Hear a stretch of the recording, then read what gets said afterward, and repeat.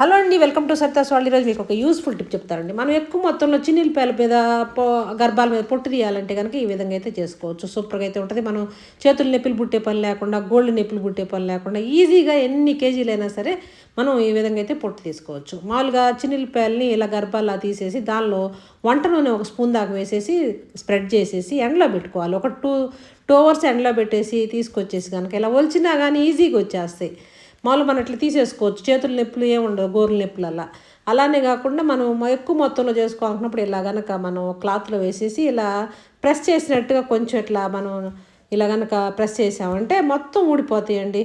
ఎక్కడన్నా ఒకటి ఉన్నా సరే అది కూడా ఈజీగా మనకి వచ్చేసిద్ది. పొట్టు అయితే చాలా బాగుంటుంది. మనం ఇట్లా చిన్నుల్లిపాయలు ఎక్కువ మొత్తంలో తీసుకొని మనం ఏదన్నా అల్లం చిల్లిపాయ పేస్ట్ వేసుకోవాలన్నా, లేదంటే మామిడికాయ పచ్చళ్ళు వేసుకోవాలన్నా ఈ విధంగా అయితే చేసుకుంటే మనకి చేతుల నొప్పి లేకుండా, గోర్ల నొప్పి లేకుండా ఈజీగా తీసేసుకోవచ్చు. మీకు టిప్ నచ్చితే లైక్ చేయండి, షేర్